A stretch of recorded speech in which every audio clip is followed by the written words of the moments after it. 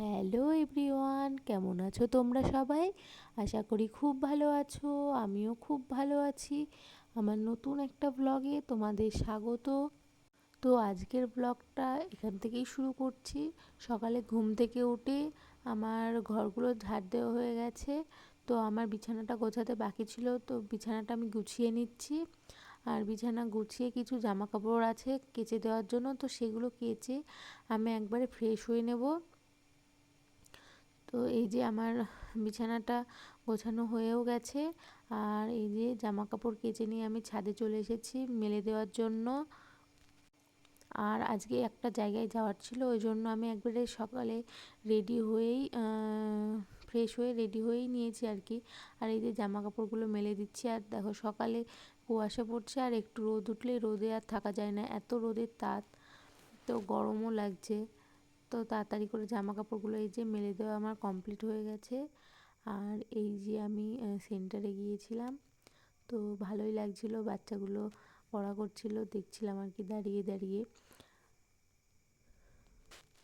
আর একটা বাচ্চার জন্মদিন ছিল, তো তার মা সকল বাচ্চার জন্য চকলেট নিয়ে এসেছিল। তো একটা বাচ্চা আমার কাছে চকলেট ছাড়াতে এসেছে বলে মানে প্রায় বাচ্চাই চলে এসেছে ওর পেছন পেছন চকলেট ছাড়িয়ে দেওয়ার জন্য। তো আমারও বেশ ভালোই লাগছিল।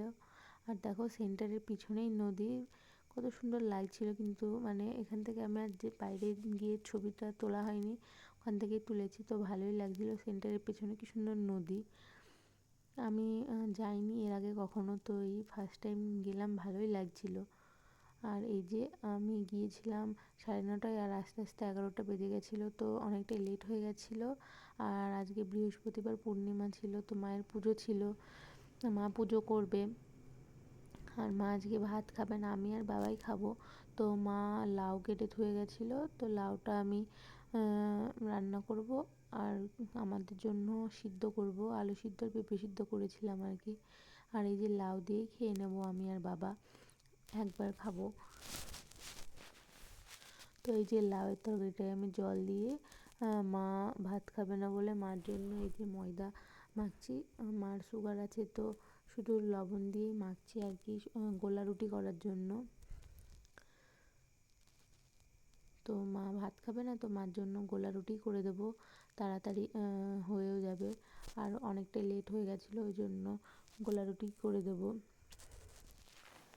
তো এই যে এইদিকে আমি মায়ের জন্য গোলা রুটি তৈরি করছি, আর ওইদিকে আমাদের তরকারিটা হয়নি, তো হচ্ছিলো সে তরকারিটা।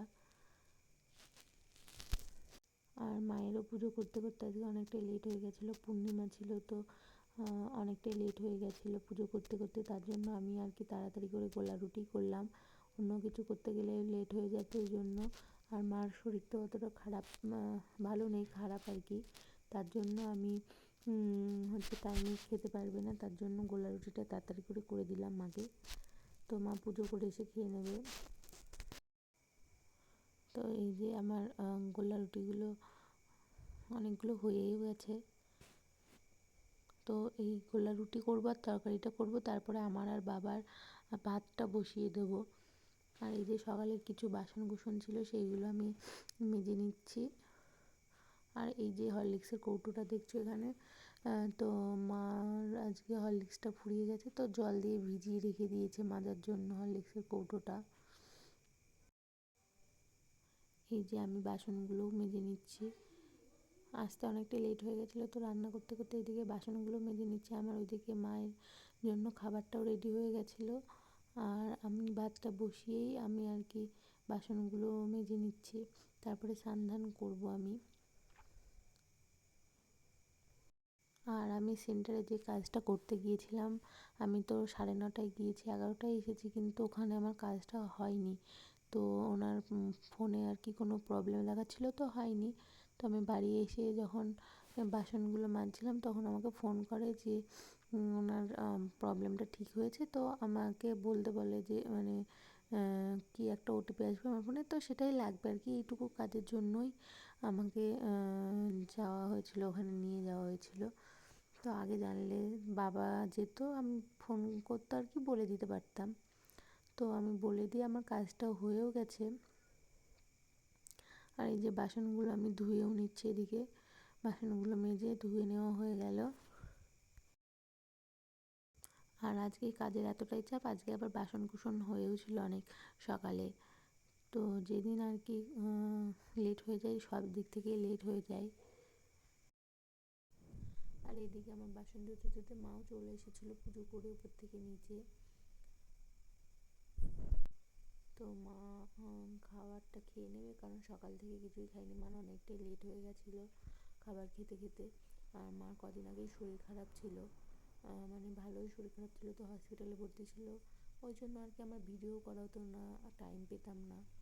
তো ওই জন্য মাকে বললাম খেয়ে নিতে। আর এই যে ভাতটা হতে হতে আমি স্নান ধান করে চলে আসবো, তার জন্য ভাতটা বসিয়ে আমি এই যে স্নান করে চলে গেছি। করে কিছু জামা কাপড় আর কি ভেজানো ছিল, তো কেচে সেগুলো নিয়ে চলে গেছে। আর এই যে শুকিয়ে গেছে জামা কাপড়গুলো আমি একবারে তুলে নিয়ে চলে আসছি। আর দেখো এত পরিমাণে হাওয়া, প্রচণ্ড হাওয়া, মানে হাওয়ায় দেখো তারগুলো পুরো নড়িয়ে নিয়ে যাচ্ছে, কোথা থেকে কোথায় চলে আসছে এত হাওয়া। হাওয়া প্রচণ্ড শব্দ হচ্ছিল আর কি, বেশ ভালোই লাগছিলো, মানে এত হাওয়া আমার তো ভালোই লাগছে, মনে হচ্ছে আমাকে যেন উড়িয়ে নিয়ে চলে যাবে, প্রচণ্ড হাওয়া হচ্ছিলো আর কি ছাদে। আর আজকে বললাম তো মা ভাত খাবে না, তো আমরাও একবারই ভাত খাবো, আমি আর বাবা। আর রাতে মা বললো যে আলুর পরোটা করবে, তো ওটাই আমরা রাতে তিনজনে খেয়ে নেবো। তো মা আজকে চালের জিনিস কিছুই খাবে না। এই যে জামা কাপড়গুলো মেলতে মেলতে সব আর কি পড়ে যাবে এরকম অবস্থা। তো জামা কাপড়গুলো মেলে আমি তাড়াতাড়ি করে ক্লিপগুলো দিয়ে দিচ্ছিলাম, নাহলে জামা কাপড়গুলো সব পড়ে যাবে। আর এই যে মা বিকেলে আলুর পরোটা করবে বলে যে আলু সিদ্ধ করে একবারে মেখে নিচ্ছে। আর এই যে রাতে আমি শুধু জেলি দিয়ে খেয়েছি আর কি, আর বাবা দই জেলি দিয়ে খেয়েছে। তো এই যে আজকের ভিডিওটা এতটাই ছিল, ভালো লাগলে লাইক কমেন্ট শেয়ার করে দিও।